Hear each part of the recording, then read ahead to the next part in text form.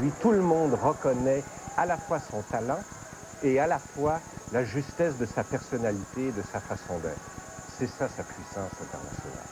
Alors, il faut vérifier dans quelques instants, je vous avertis, Jacques Villeneuve va arriver d'ici quelques instants.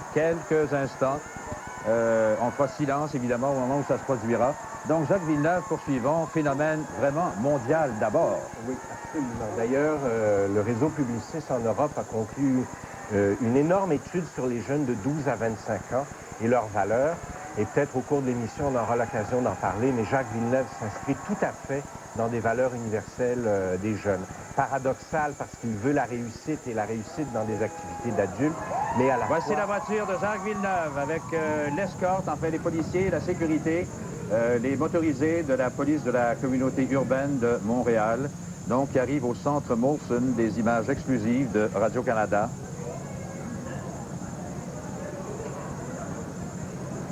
Alors évidemment, ça me semble beaucoup plus calme comme atmosphère, mais... un peu plus tranquille et contrôlé.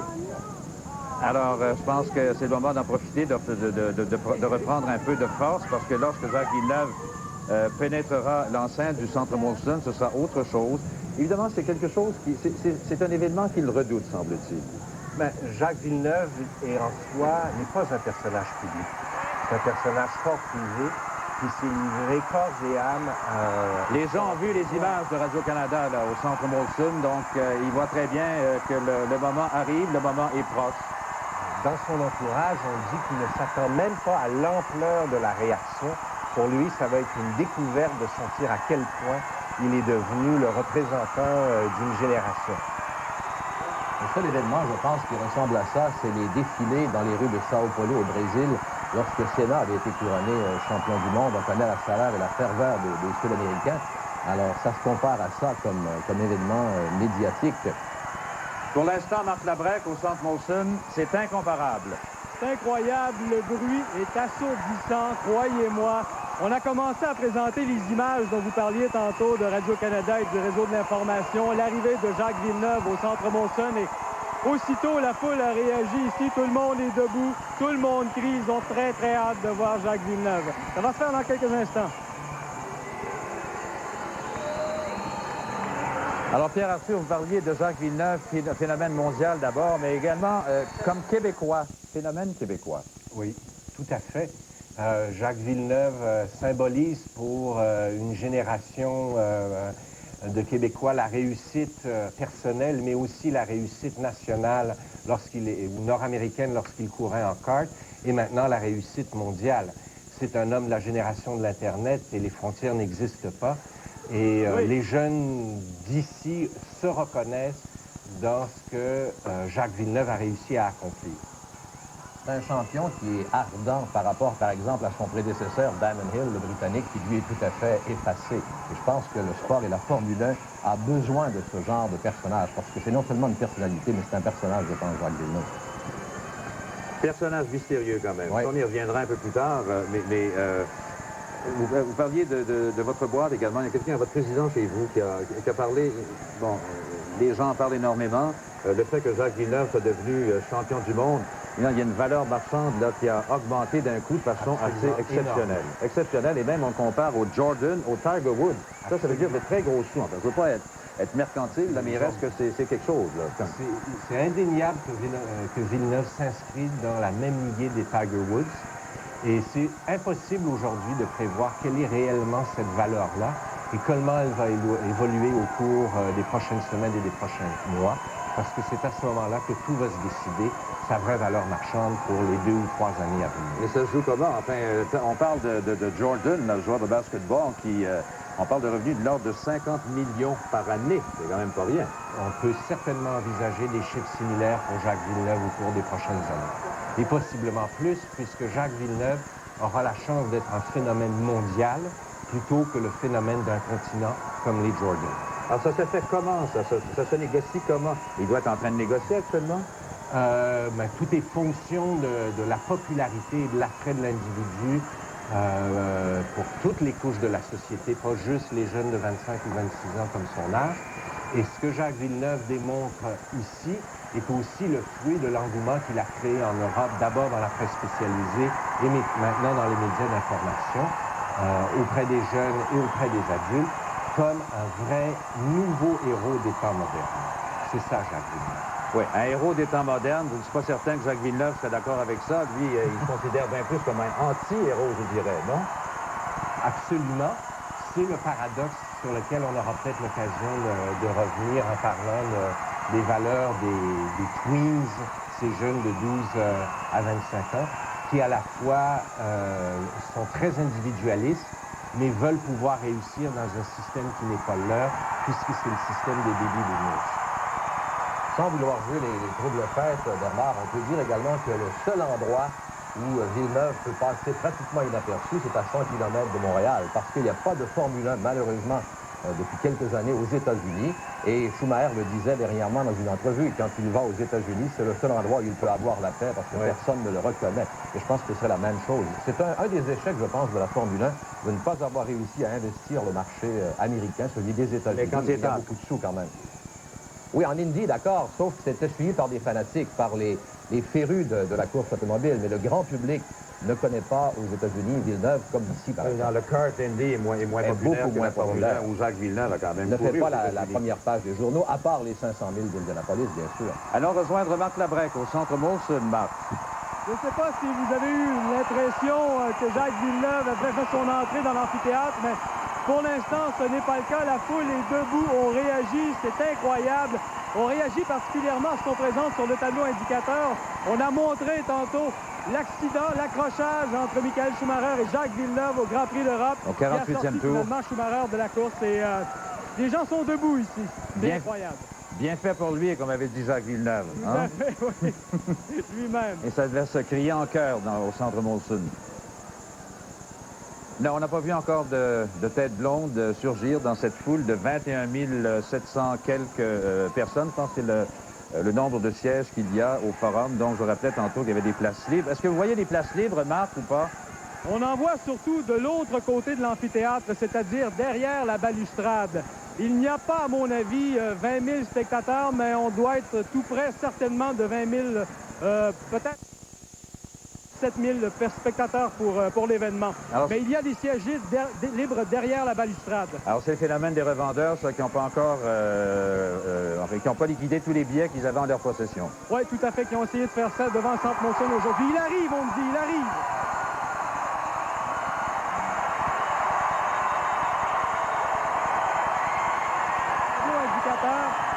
Et Villeneuve est sur le point de faire son apparition dans l'amphithéâtre. Et la salle est complètement surchauffée ici. C'est incroyable comme ambiance. Et j'ai l'impression que je vais perdre la voix. J'espère que vous m'entendez bien. Très bien. Ça ressemble beaucoup à une conquête de la Coupe Stanley du Canadien, mais c'est tout à fait particulier parce qu'il s'agit d'un seul individu, d'un pilote de course automobile, imaginez. Alors, c'est tout à fait incroyable. Les gens sont debout, encore une fois, et ils attendent avec beaucoup de fébrilité l'arrivée de Jacques Villeneuve qui ne saurait tarder. Là, on l'attend dans les prochains instants. Le gérant de Jacques Villeneuve, Craig Pollock, qui est son ami, évidemment, qui était son professeur de ski, qui était son professeur de gymnastique lorsque Jacques Villeneuve était étudiant en Suisse, a déclaré que ce voyage-ci à Montréal n'était pas une opération média. Il a mentionné le fait que Jacques Villeneuve voulait simplement dire merci pour l'appui que les Canadiens, les partisans du Canada, avaient eu à son endroit. Le voici, le voici, le voici. Nous avons des images encore là, exclusives, de Jacques Villeneuve qui fait son entrée dans le centre Molson. Dans quelques secondes, vous allez voir l'explosion de joie. Les gens voient nos images. Tiens, c'est mon ami Simon qui est là.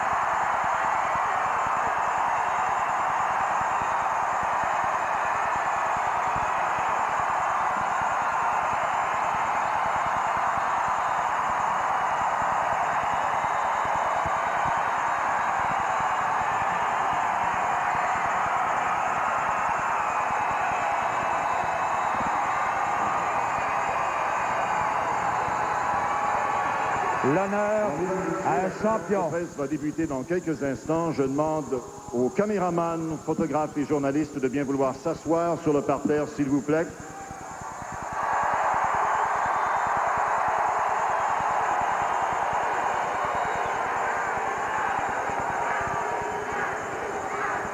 Le libre accès, s'il vous plaît, à l'entrée. Merci. Mesdames, Messieurs, il me fait plaisir de vous présenter celui qui va diriger cette conférence de presse de RDS, M. Pierre Houde.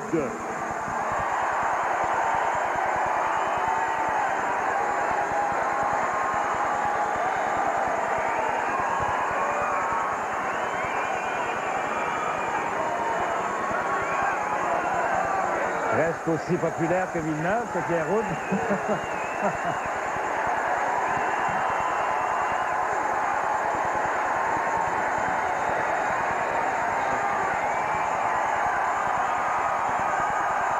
C'est un excellent travail dans la description de toutes les courses de Formule 1 qui ont conduit au résultat que vous connaissez, à cette journée exceptionnelle que nous vivons tous aujourd'hui et qui est bien méritée et que mérite Jacques Villeneuve. Alors, mesdames, messieurs, s'il vous plaît, tout d'abord, je voudrais vous souhaiter la bienvenue au Centre Molson.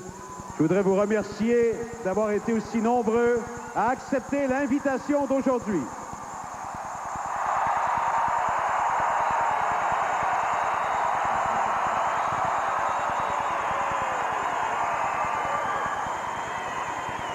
Je vais vous expliquer rapidement le déroulement de cette journée d'aujourd'hui. Dans un premier temps, il y aura deux courtes présentations protocolaires très importantes qui vous seront présentées. Il y aura par la suite l'arrivée de Jacques ici. Nous allons ensemble... Gardez-en un peu. Il y aura par la suite une discussion d'une quinzaine de minutes entre Jacques et moi. On m'a demandé de vous représenter sur la scène ici. Alors, je le ferai avec plaisir. Donc, j'ai envie de vous dire que les 20 premières minutes de l'événement vous appartiennent et je deviens votre délégué. Par la suite, Jacques se joindra, évidemment, Jacques sera déjà ici. Il y aura la portion conférence de presse proprement dite. Alors, à tous les amis et collègues qui sont ici, nous aurons évidemment le déroulement d'une conférence de presse habituelle. Je pense qu'on ira à tour de rôle. Il y a des micros sans fil qui vous seront offerts. Je vous demande d'être évidemment conciliant avec le modérateur qui va chercher à vous donner la parole à tour de rôle, évidemment. Voilà donc pour le déroulement de cette journée. There will be, dear friends, a short portion in English so that we may do the best job possible for everybody. So there will be some translations during this press conference of today. Pendant cette conférence de presse. Bon, si j'ai bien compris, vous êtes prêts.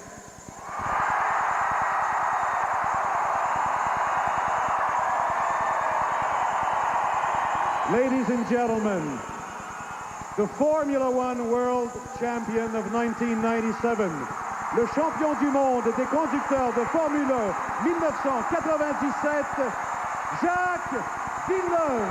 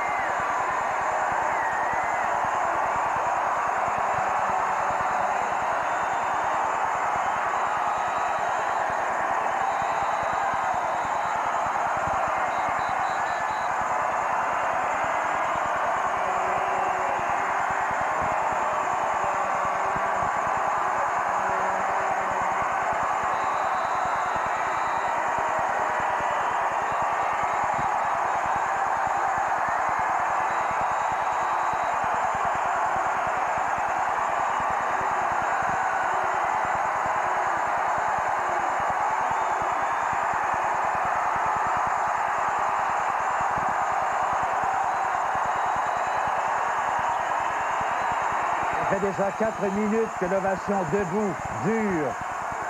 Exceptionnelle.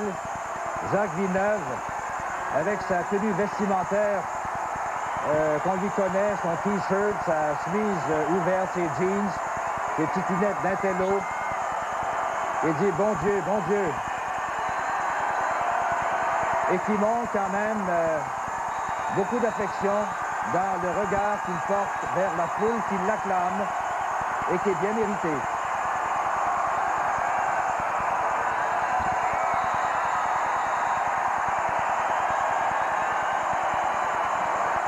Alors, mesdames et messieurs, s'il vous plaît.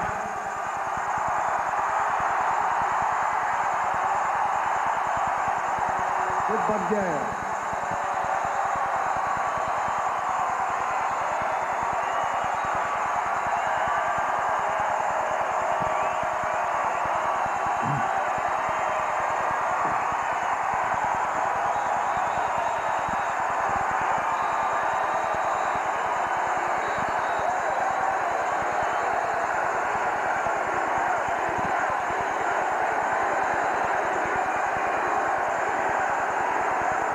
Alors écoutez, il faut quand même procéder, c'est bien important, avec la cérémonie d'aujourd'hui. On a malheureusement un horaire très serré. On va régler quelque chose, je vous donne encore 1 minute. Et après 1 minute, on commence.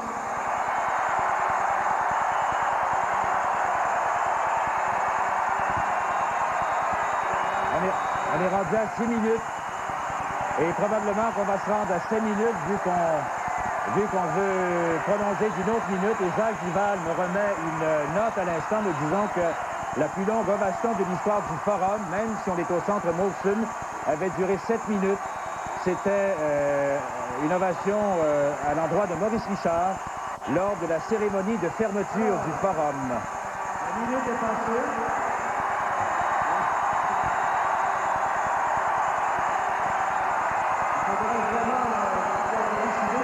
La minute est passée, mais les gens trouvent que l'animateur compte trop rapidement. Aller de l'avant. Peut-être en garder un petit peu pour la fin aussi. Comme ça, on pourra mesurer le temps bout à bout et voir quelle durée de l'ovation. Mais je vous demanderai de nous aider. Merci beaucoup, s'il vous plaît. Parce que nous avons quand même des moments très importants à vivre ensemble au cours de la prochaine heure. Thank you for your help, ladies and gentlemen.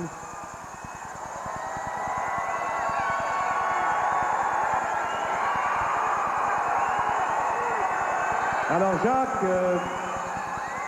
Jacques, depuis dimanche matin, il y a 10 jours, depuis dimanche matin, 10h moins quart, il y a 10 jours, le Québec est comme ça. Alors, faut aussi bien t'habituer, Jacques, parce que ça va être comme ça pour la prochaine heure. Nous aimerions, mesdames, messieurs, vous souligner dans un premier temps que l'Assemblée nationale du Québec veut rendre un hommage particulier au champion du monde de Formule 1, Jacques Villeneuve, en le décorant de la médaille de l'Assemblée nationale. Cette médaille, gravée par Sartucci, est frappée à l'Hôtel des Monnaies à Paris en mars 1976. Représente côté face l'Hôtel du Parlement et côté revers Jean-Antoine Panet, premier orateur de la Chambre d'Assemblée du Bas-Canada. C'est le vice-président de l'Assemblée nationale du Québec, M. Raymond Brouillet, qui, au nom de tous ses collègues députés et de leur président, M. Jean-Pierre Charbonneau, remettra au champion du monde l'insigne honneur. Cette décoration est accompagnée du texte de la motion présentée à l'Assemblée nationale et adoptée à l'unanimité par l'ensemble des députés au lendemain de sa victoire. M. Raymond Brouillet et la présentation à Jacques Villeneuve.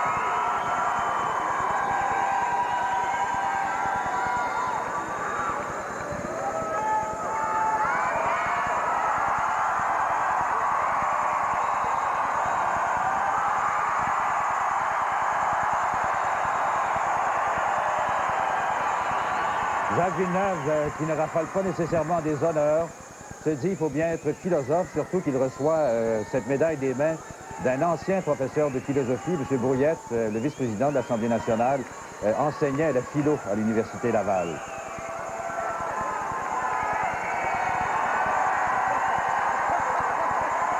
Merci beaucoup, M. Brouillet.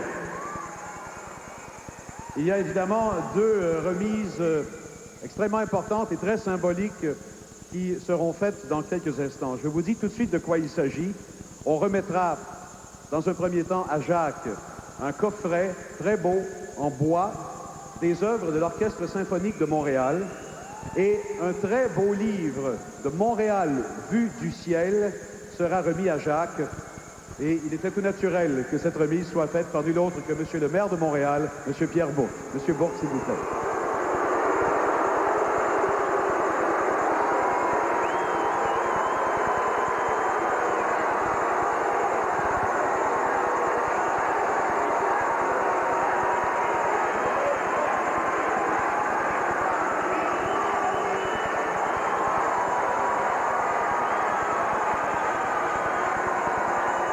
J'ai entendu M. le maire donner rendez-vous à Jacques pour le mois de juin. Alors, Jacques, c'est un rendez-vous, hein? Le premier week-end de juin, c'est un rendez-vous ici à Montréal. Bon. Mon cher Jacques, je vais t'inviter à prendre le microphone, parce que là, on a un petit peu de conversation à faire, toi et moi. Vous allez m'excuser, on fait dos à certains, on fait face à d'autres, on va tâcher de faire le tour. Jacques, et on ne peut pas le voir parce que l'écran est au-dessus de nous, mais étant donné que ma responsabilité est de servir d'intermédiaire entre les milliers de personnes ici et toi, je pensais que la meilleure conversation qu'on pouvait avoir, toi et moi, c'est de revivre le Grand Prix d'Europe dans ses faits saillants. Alors, une course mémorable, évidemment. Alors, Jacques, les premières images qu'on doit avoir à l'écran, vous allez nous dire si c'est ça, ce sont des images de la qualification. Est-ce que c'est ça qu'on voit? Les images de la qualification du samedi. Alors, évidemment, Jacques, on a commencé le... C'est ça? Bravo. Alors, Jacques, on a commencé la qualification du samedi avec une image qui nous montre Jacques Villeneuve hors de sa voiture, mais hors de lui, qui va invectiver Eddie Irvine.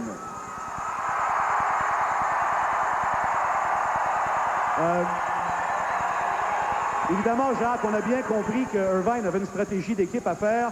Tu as réussi cependant à obtenir la pole position dans des circonstances inimaginables. 3 temps identiques. Tu as été le premier à faire. Alors, est-ce que finalement tu as eu les coups des franges sur la piste ou si il y a eu une tactique un peu d'intimidation qui a réussi de la part de Ferrari vis-à-vis de toi?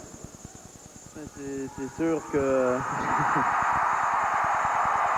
Il y avait beaucoup de jeux d'équipe faits chez Ferrari où la position d'Irvine est purement pour aider Michael, ce qu'il avait fait à Suzuka.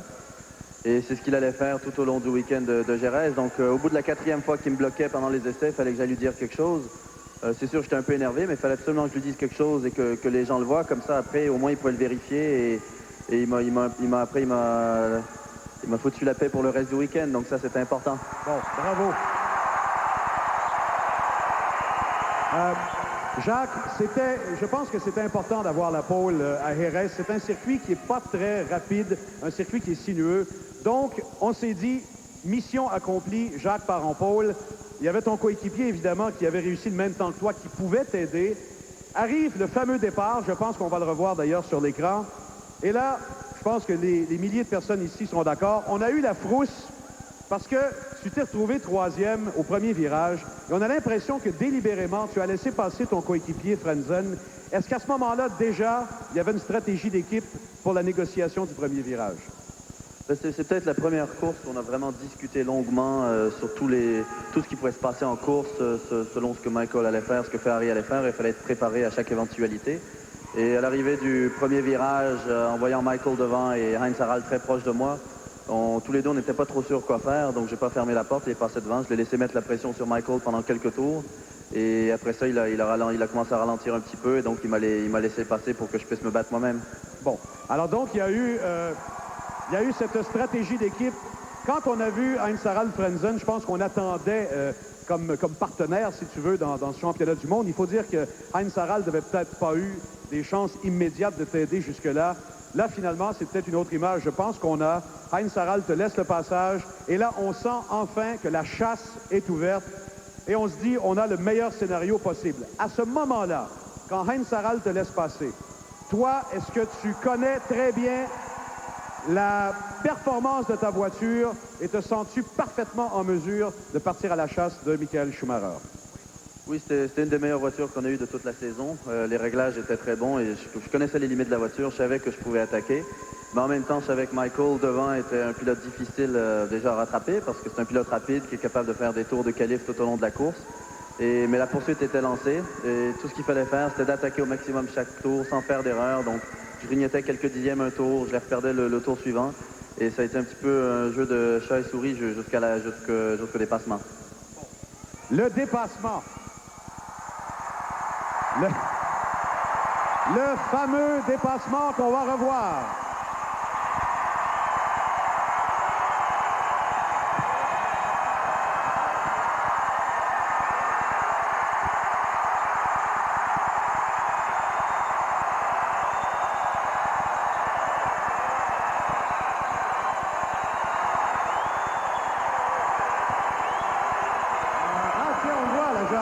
Regarde au fond, là. Hey, c'est une bonne idée. Merci, M. Podonareff. Alors, Jacques, on revoit également la reprise. Alors, écoute, ça nous a semblé à nous un geste extrêmement technique, une très belle performance bien calculée. Mais est-ce que c'était vraiment le moment et l'endroit que tu avais décidé d'utiliser pour t'emparer de la tête de l'épreuve? J'avais choisi cet endroit-là juste après le premier arrêt, lorsque j'avais vu qu'en pneu neuf, j'étais plus rapide que Michael. Et que c'était le seul gros freinage sur le circuit. J'ai vu les tours auparavant que je freinais plus tard que lui et lorsque le deuxième arrêt au puits s'est déroulé, je savais qu'il fallait que je le double dans les 2 ou 3 tours à venir. Et je savais que ce tour-là, c'était le dernier où j'aurais une chance. Alors j'ai tenté le tout pour le tout. Bon, tu as tenté le tout pour le tout et c'est un tout pour le tout qui a été bien réussi, qui a été bien planifié. Michael te touche, évidemment. Je pense que tu t'attendais à une éventualité comme celle-là. Est-ce qu'il y a eu un moment où tu as dit « Oh, c'est terminé ». Est-ce qu'il y a eu un doute sur l'état de ta voiture après l'impact ou si rapidement tu as été rassuré sur la performance de celle-ci? C'est sûr qu'il y a eu un gros doute sur la voiture, mais pour le choc lui-même, c'est vrai que j'étais pas surpris parce que Michael l'avait fait dans le passé, donc je m'y attendais. Mais j'ai été surpris par le fait qu'il l'a fait si visiblement pour que tout le monde le voit. C'est ça qui m'a un petit peu surpris. Mais c'est sûr qu'après le choc était quand même très fort, j'avais quelques doutes sur le comportement de la voiture, surtout à haute vitesse, parce que les côtés de la voiture étaient un peu endommagés, donc ça jouait sur l'aérodynamisme, mais j'étais pas sûr si les suspensions avaient été touchées, parce que dans le passé, on a eu quelques touchettes, et après 20 tours, la suspension a lâché, donc c'est ça dont j'avais peur. Bon, alors évidemment, on a été rassuré par la suite assez rapidement, parce qu'on a vu la voiture, évidemment, bien garder la piste, et ainsi de suite. Alors là, c'était une question de souhaiter que tout tienne jusqu'à la fin. Il n'y avait plus vraiment de menace immédiate. Et ce qu'on a vu vers la fin de l'épreuve, c'est un geste qui t'a honoré beaucoup. C'est un geste qui a été très populaire, qui a fait plaisir à bien des gens. Quand tu as laissé le passage à Mika Hakkinen et à David Coulthard, qui, dans le cas d'Hakkinen, je pense, avec la carrière qu'il a connue jusqu'ici, avec les mésaventures qu'il a connues, je pense qu'on était d'accord, Jacques, qu'il méritait une victoire. Tu lui as donné ce coup de pouce. Et c'est un geste très populaire qui a été très apprécié à travers le monde. Raconte-nous un petit peu comment ça s'était planifié. Oui, ben c'est vrai que Mika le méritait. Il avait souvent été devant et il avait eu souvent des problèmes, donc il le méritait. Mais la raison que ça s'est passé, c'est que les 2 McLaren ne se sont pas mélangés au combat, alors qu'ils pouvaient le faire en début de course. Ils ont décidé de rester loin et donc de compromettre un peu leur propre course. Et ça, c'est... Faut s'en souvenir, même si c'est la fin de la course et qu'on est en tête, il faut se rappeler de choses comme ça. Faut pas cracher sur tout le monde non plus. Et de toute façon,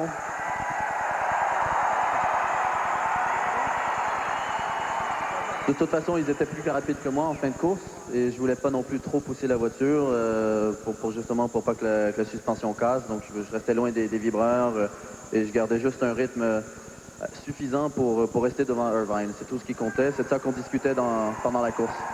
Bon, bravo. Jacques, il y a une image qui nous a... elle nous a pas vraiment fait peur dans la mesure où la course était déjà terminée et évidemment, le championnat était déjà acquis pour toi.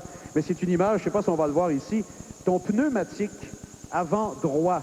Tu étais dans la ligne des puits, tu revenais vers le parc fermé et là, on a eu cette vision d'horreur où on s'est dit, ma foi, est-ce que le pneumatique était si abîmé? Est-ce que Jacques a été menacé par l'adhérence sur la piste? Et est-ce que c'était dû à la collision avec Michael? Non, il y avait aucun problème avec les pneumatiques. C'était seulement toute la gomme, la vieille gomme qui est laissée sur le bord de la piste pendant le tour de ralenti. Les pneus sont chauds, donc on ramasse un peu toutes les cochonneries qu'il y a sur la piste. Surtout pendant le tour de ralenti, je n'étais pas vraiment sur les trajectoires. D'accord. Donc, il n'y a jamais eu vraiment de menace au niveau des pneumatiques. Alors voilà, donc c'était en quelques faits saillants ce Grand Prix de Formule 1 d'Europe que près d'1 million de personnes ont vu en direct à chaque minute.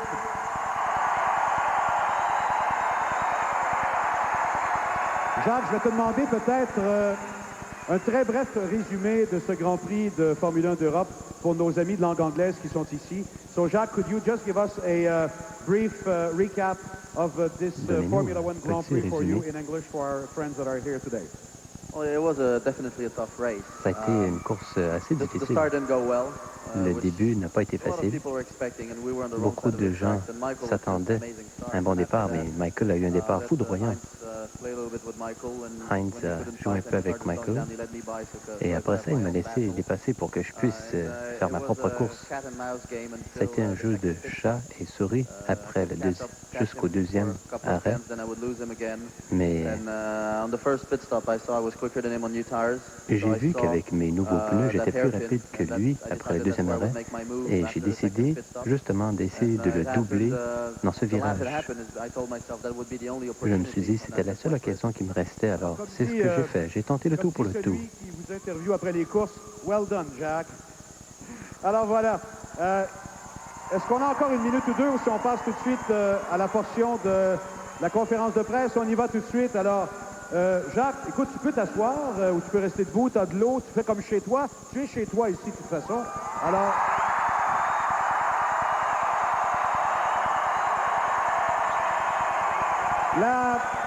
La première question sera posée par Pierre Lecourt du Journal de Montréal. Pierre Lecourt. Alors, juste un instant, Pierre, on va rétablir la communication pour bien entendre.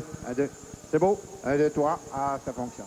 Bon, d'abord, Jacques Villeneuve, félicitations. Pour ceux qui t'ont suivi jusqu'au début, je pense que c'est un bon cheminement. Et il y a Jacques, il y a 20 ans, à presque un mois de différence, il y a une légende ici au Québec qui gagnait sa première course en Formule 1, il s'appelle Gilles Villeneuve.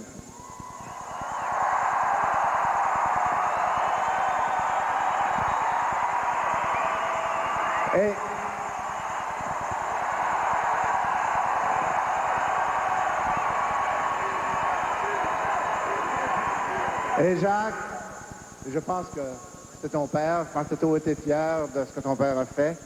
Maintenant, après avoir gagné le championnat du monde, je sais que des journalistes en ont parlé, mais à quel moment as-tu pensé à ce que ton père pouvait être fier de ce que tu venais d'accomplir?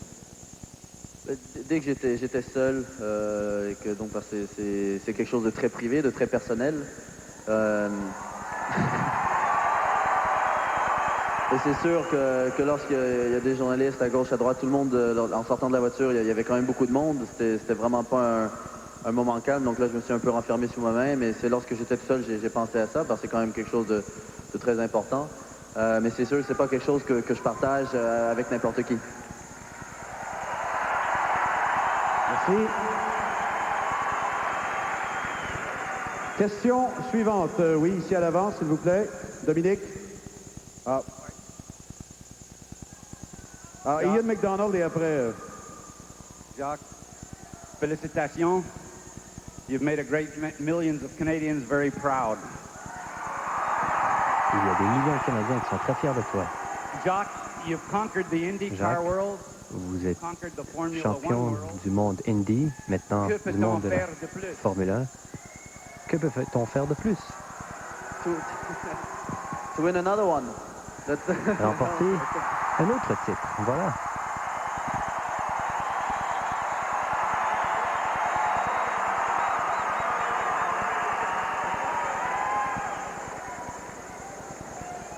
Oui. Bon, Pierre. Oui, Jacques. Pierre Durocher, Journal de Montréal. Pardon, Pierre. On se retrouve. Félicitations encore une fois, Jacques. Je voudrais te demander si tu t'attendais à recevoir un accueil aussi délirant de la part de tes partisans à Montréal.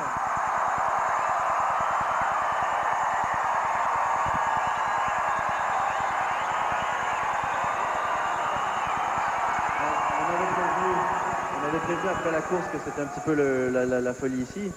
Mais bon, tout ce que je fais, c'est de conduire une auto rapidement, donc c'est vrai que c'est un peu surprenant. Mais ça fait très chaud au cœur. Alors, Pierre Durocher est un bon journaliste, mais c'est un bon meneur de foule aussi. On va ici à l'avant. Mais dans le même sens, qu'est-ce que ça vous fait de recevoir un accueil de cette qualité-là?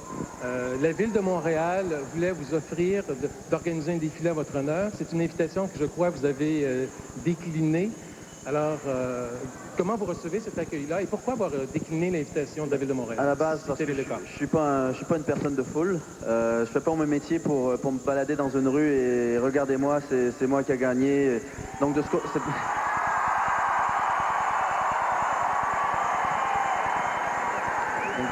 je préfère les choses quand même plus chaleureuses, plus personnelles. Et bon, me promener au milieu de la rue, ça, je veux le faire, mais avec mes amis, tranquillement, et comme quand je venais il y a 5 ans, il y a 6 ans, et que personne ne me reconnaissait.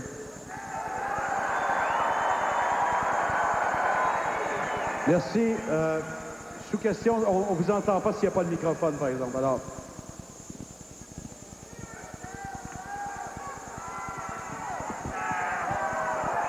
Vous avez décliné l'invitation, c'est ça? C'était important en arrivant ici, c'était important en arrivant au pays après le championnat, donc de passer un moment comme ça, c'est un moment fort. Mais non, je voulais pas me balader au milieu de la ville. Je sais pas, c'est pas le genre de truc avec lequel je me sens très à l'aise personnellement. Je comprends. Alors, il y a Benoît Lévesque maintenant. Benoît. Benoît Lévesque de CKMF. Jacques, tout au cours de la saison, est-ce que tu as vraiment senti un appui de la part des amateurs du Québec? Il y a eu les 600 bleachés, là, on en a parlé, tu en as parlé toi aussi, des gens qui se sont fait teindre les cheveux en blond pour te supporter. Est-ce que tu en as entendu parler? Est-ce que tu as vraiment senti un support des Québécois? D'ailleurs, je vois quelques perruques blondes ici. Donc oui, le soutien ici a toujours été très très fort et très important. Même au Grand Prix de Montréal, où c'était un moment terrible, affreux, le soutien était là et ça c'est important parce que c'est dans des moments comme ça où on peut baisser les bras, surtout si tout le monde est négatif. Mais là, même après avoir fini dans le mur après 2 tours, les gens étaient quand même positifs et voulaient que ça aille bien, donc ça a quand même aidé. Merci.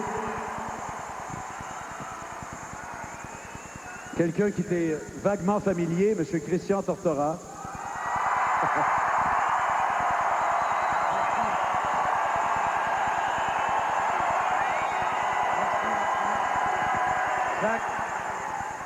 Jacques, est-ce que tu aurais, si c'était à refaire, changé quelque chose cette saison? Qu'est-ce qui t'a manqué? La seule chose que j'aurais changé, ça aurait été le Grand Prix de Montréal, définitivement. Mais c'était la meilleure manière de gagner. Lorsqu'on doit se battre contre les événements, lorsqu'il faut revenir de l'arrière, c'est sûr que les chances de ne pas gagner sont quand même énormes. Mais si ça se passe bien, la victoire n'est que plus douce et plus satisfaisante. Parce que c'était vraiment un combat très très fort jusqu'à la fin. Et si on avait gagné facilement à la mi-saison, ça aurait été un petit peu ennuyant. Il y a Michel Deshôtels qui avait demandé le microphone. Après ça, on reviendra de ce côté-ci. Michel Deshôtels. De Radio-Canada. Jacques, moi aussi, j'ai une question personnelle et privée, mais je vais prendre une chance quand même. Lorsque vous avez aperçu cette voiture rouge dans le virage se rabattre sur vous, quel est le mot qui vous est passé par l'esprit, si on peut le répéter devant un auditoire familial?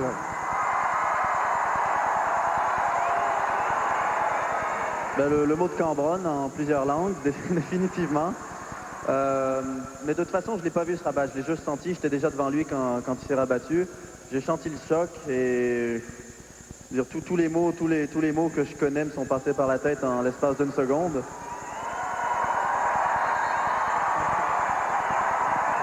Alors, on Non, va complètement de ce côté. Merci, Jacques. Si je vous dis les mots maintenant, après, ils vont me rappeler à Paris, donc je ne vais pas les dire.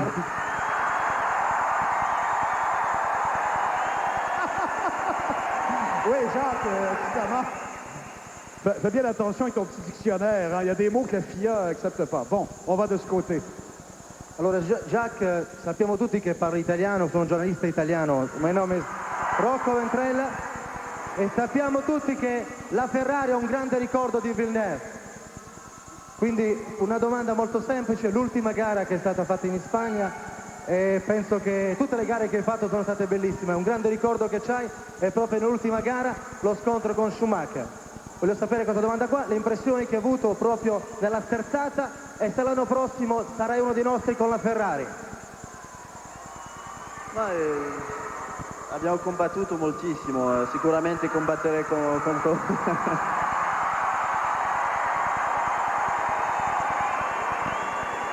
Quando stai combattendo così non guardi contro quale squadra, però sicuramente adesso avranno un altro ricordo di Villeneuve. Grazie, signor. Grazie. Jack Todd from the Montreal Gazette.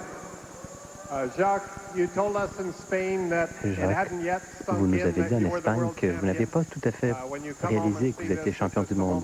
Mais là, en voyant cela, est-ce que vous vous rendez pleinement compte de cela? Réponse, oui. Le lendemain, quand je suis rentré chez moi avec mes amis, j'ai compris. Et d'arriver ici, de voir cette réaction, eh bien, c'est vraiment spécial, vous savez. Merci. Paul Hood de CFGL et de La Fin du Monde est à 7 heures. Mais là, La Fin du Monde est plus de bonne heure. La Fin du Monde est à 4 heures. Bon, oui, Paul. Jacques, je dois dire que dans notre propre famille, on fait référence à Paul Hood comme étant le frère de Pierre Hood maintenant. Jacques, on sait que vous aimez beaucoup la musique. Au cas où tu ne le saurais pas, dimanche soir, devant 54 000 spectateurs au Stade olympique, Bono de U2 a commencé en disant « Vive Montréal, vive le Québec, vive Jacques Villeneuve ».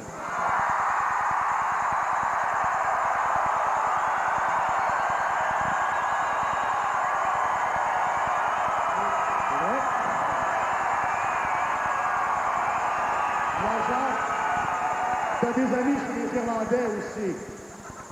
Je voudrais céder mon droit de question à un groupe de Longueuil qui est venu ici te rencontrer, Nicolas Hainaut et Alain Vermette, qui te demandent si c'est vrai, si tu as été au party de Ferrari, et si oui, pourquoi c'est Eddie Irvine qui était à la guitare? Non, c'était pas le party de Ferrari, c'est qu'on tout fermait à 3 heures du matin, ce qui était un peu surprenant pour l'Europe. Donc il fallait bien qu'on continue ailleurs et on est rentré à l'hôtel. Et on faisait tellement de bruit dans la réception que tout l'hôtel se réveillait. Ils nous ont finalement ouvert une porte quelque part, ils nous ont ouvert le bar et donc on a pu s'amuser. Mais...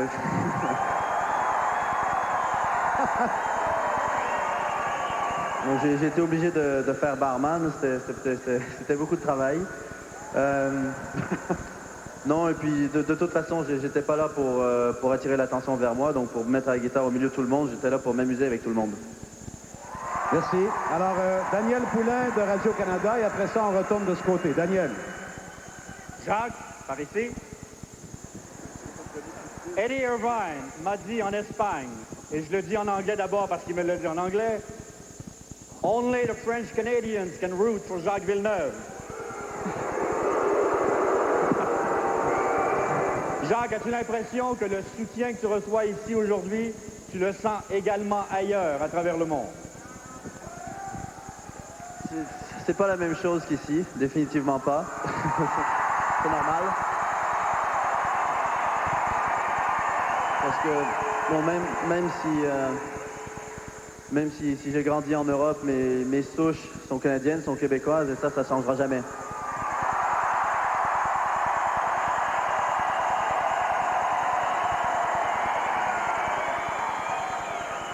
Oui, Jacques.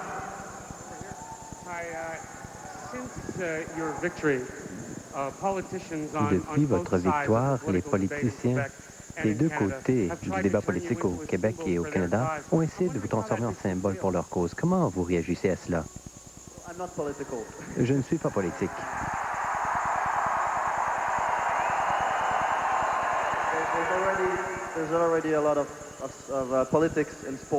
Il y a déjà beaucoup de politique dans le monde du sport.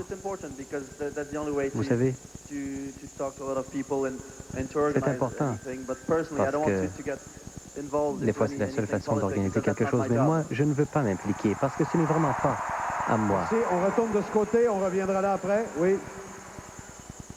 Jacques, Chris Seedens from CFCF Television. I can remember interviewing you when you first came over to North America after racing in Japan. Une entrevue après le Japon, c'était le fils de Gilles Villeneuve.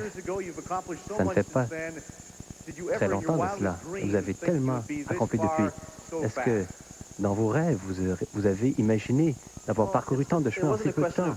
Réponse, ce n'était pas vraiment un rêve, vous savez. Non, je me suis dit, c'est ce que je veux faire et c'est ce que je vais réussir.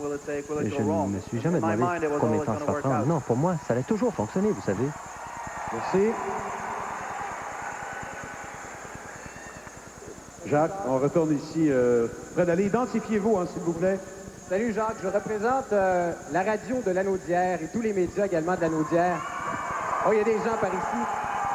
C'est la patrie des Villeneuve, hein? Et tu dois être au courant qu'il y a un musée à Berthierville qui est dédié à la mémoire des Villeneuve, maintenant des Villeneuve, le musée Gilles Villeneuve. Est-ce que ça fait partie de ton plan de voyage d'aller visiter ce musée-là, d'aller rendre un autre hommage aux gens qui ont honoré la mémoire de ton père, également de ton nom?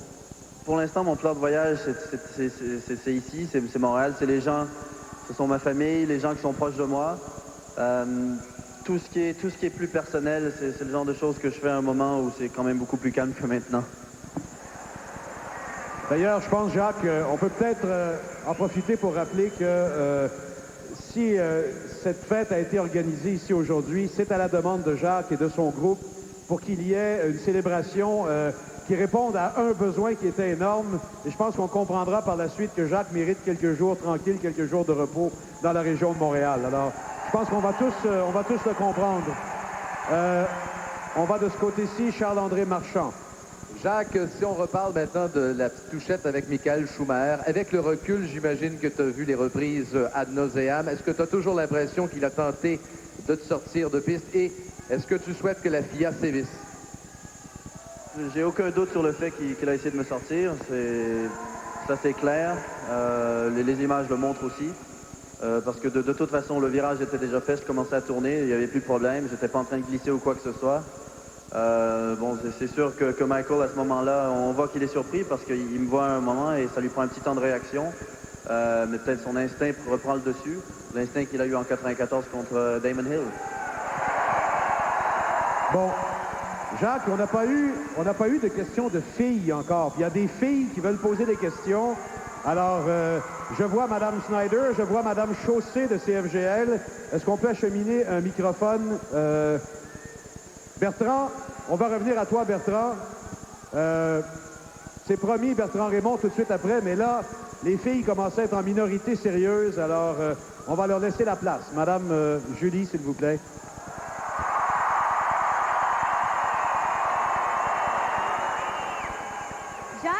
Assister au match des Canadiens ce soir. Est-ce que pour leur porter chance, c'est toi qui vas conduire la Zamboni? J'ai pas l'habitude de conduire sur la glace, donc ça pourrait être dangereux. Est-ce que vous allez sortir après avec les joueurs de hockey? Est-ce que vous allez faire la fête? Ça, c'est un petit secret. C'est toujours important de bien faire la fête. Ça fait partie de l'humanité. On ne peut pas toujours être sérieux. Mais Jacques, j'aimerais te rappeler que dans la Ligue nationale de hockey, maintenant, il y a 2 Zamboni sur la patinoire. Regardons à gauche un peu au cas où, des fois, si tu veux conduire la Zamboni ce soir, juste au cas où. Madame Chaussé de CFGL voulait également poser une question, donner une chance aux filles, et on revient à Bertrand Raymond après. Madame Isabelle. Ça va être une question de filles, justement. Jacques, tu faisais la couverture du Paris Match cette semaine. On sait que c'est une photo... C'est une photo qui date de déjà 1 an. Elle nous a complètement séduites, nous les filles. Et j'aimerais savoir, lors de cette séance de photos-là, comment ça s'est passé et comment tu t'es retrouvée avec une combinaison en bas du nombril et comment est-ce que tu te sens à avoir détrôné Rock Voisine comme sexe symbole du Québec? Oh, on entre dans les questions un peu musclées, mon cher Jacques. C'est vrai que bon, les photos datent un peu, c'est l'année dernière et on était en train de faire un paquet de photos. Je sortais de la voiture après les essais. Faire des photos, c'est pas mon métier déjà. Donc on a fait une série comme ça, puis après j'en ai plus refait. C'est pas ma tasse de thé. Puis ça a quand même quelques inconvénients. Incidemment, Jacques, dans la presse de ce matin, Mme Petrovski, je pense que je l'ai vu tantôt dans l'enceinte ici, Mme Petrovski a écrit un papier qui va te faire rougir, mon vieux, mais rougir, que je t'invite à lire. C'est tous les gars ici au Centre Molson rêveraient de se faire dire la même chose un jour. Mais je pense que c'est bien loin ce jour-là. Bertrand Raymond qui attendait, puis après ça, on va de ce côté-là. Jacques, je sais que tu n'aimes pas jaser de choses personnelles, mais est-ce que tu serais assez généreux pour nous donner un petit peu l'essence de la conversation que tu as eue avec ta mère après le championnat? Non, non.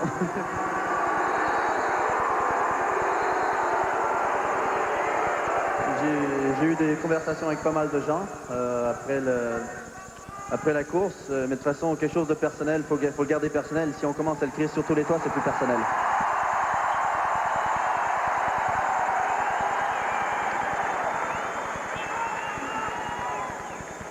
Oui, Diane. Diane Sauvé, Radio-Canada. Si tu avais une leçon à retenir de ta dernière saison en Formule 1, ce serait laquelle? C'est une leçon, d'ailleurs, c'est ce que j'ai toujours su, il ne faut jamais baisser les bras. Quand on veut quelque chose, il faut vraiment donner le maximum parce que tout est possible. Merci. Joel? Yeah, hi Jacques, this is Joel Gordon from Chaume FM, and on behalf of everyone at Chaume FM and all our listeners, congratulations, tous les auditeurs et des animateurs de Chaume FM, félicitations. Actuellement, vous êtes vraiment sur toutes les couvertures des revues du monde entier. Mais à vous voir, on ne dirait pas que vous dépensez trop sur vos vêtements, mais est-ce qu'il y a un hélicoptère, une voiture de rêve? Est-ce qu'il y a quelque chose, un rêve que vous allez réaliser en achetant quelque chose avec tout cet argent qui va rentrer? Réponse, non, mon rêve, c'est d'être à la maison, d'acheter des CD, de passer du temps à l'ordinateur. C'est des rêves qui n'ont jamais changé. Vous savez, quand vous voyagez beaucoup, vous travaillez beaucoup, alors vous essayez d'alléger le fardeau des voyages. Mais pour ce qui est de la vie privée, je reste la même personne, vous savez. Il y a des gens... Alors, Tom Lapointe, peut-être, après ça, on ira à M. Frappier du Nouvelliste, ici, de Trois-Rivières. Oui. On n'entend pas pour l'instant.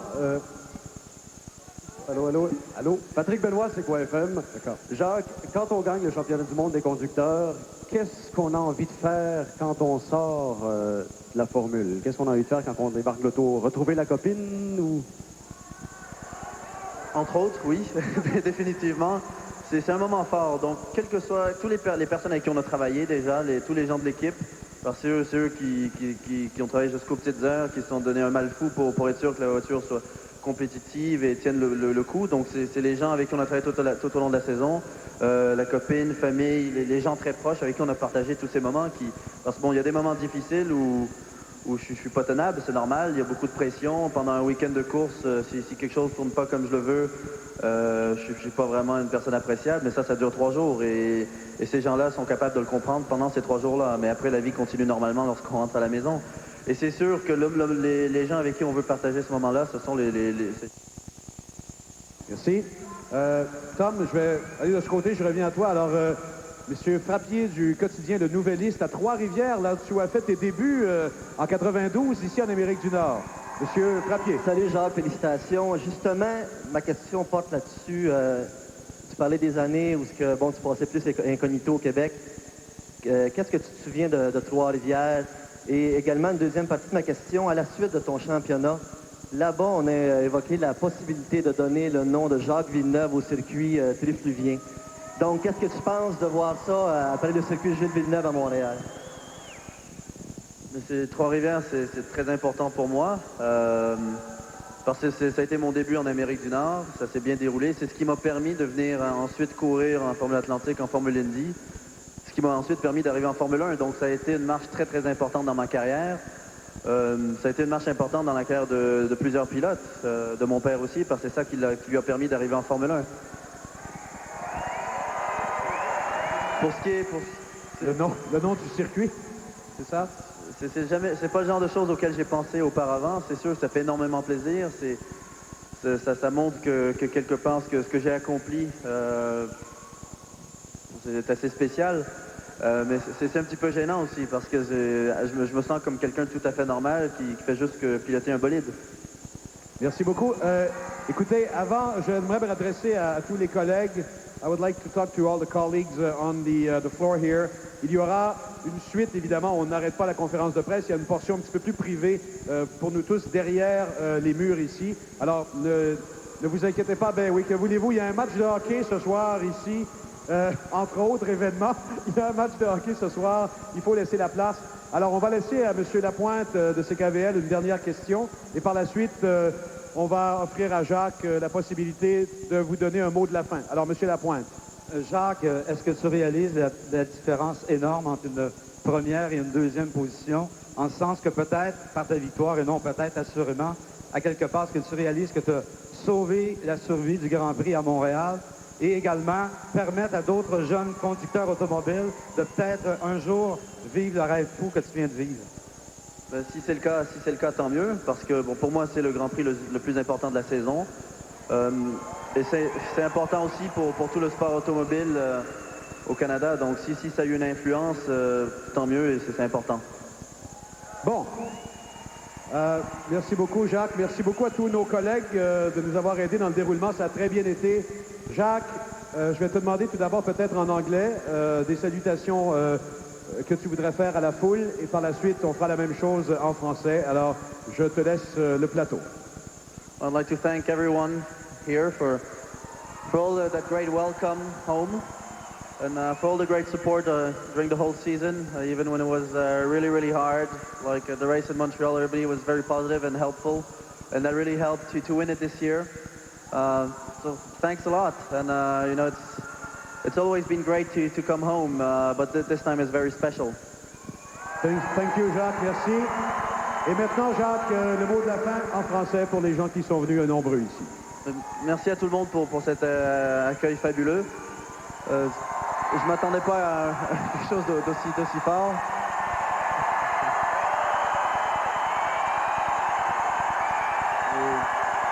Et merci aussi pour le support tout au long de la saison. Ça a été très très important parce qu'il y a eu des moments très difficiles, que ce soit à Montréal, que ce soit d'autres courses, mais le support a toujours été très positif, même dans les grosses déceptions. Et ça a beaucoup aidé pour gagner ce championnat. Donc, mais merci beaucoup et je vous le dis à tout le monde.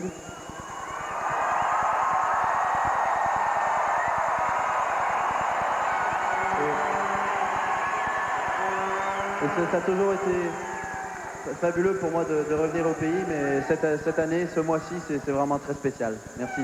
Merci beaucoup, Jacques Villeneuve, champion du monde, World Champion. Merci tout le monde de votre collaboration. Au revoir et à la prochaine. Et je retourne l'antenne à Michel Lacroix. Merci Pierre. Mesdames, Messieurs, Jacques Villeneuve.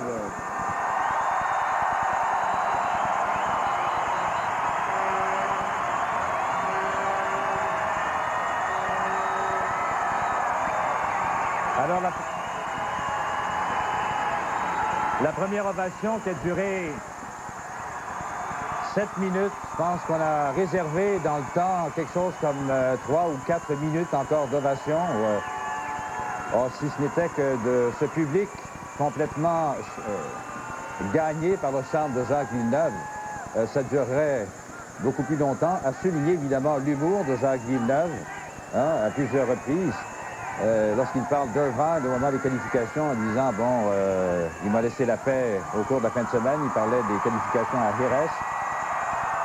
Il a parlé de son mot de Cambronne au moment où Schumacher l'avait, il lui était entré dedans. Et quel mot il posait notre collègue des hôtels lui était venu à l'esprit. Il a dit le mot de Cambronne, donc le mot merde dans toutes les langues du monde. Et en répondant que il avait intérêt à ne pas le dire publiquement parce qu'il risquait d'être appelé par la Fédération internationale de l'automobile, avec qui il a eu maille à partir au cours de la saison. Marc Labrec, au Centre Molson. Eh bien, Bernard,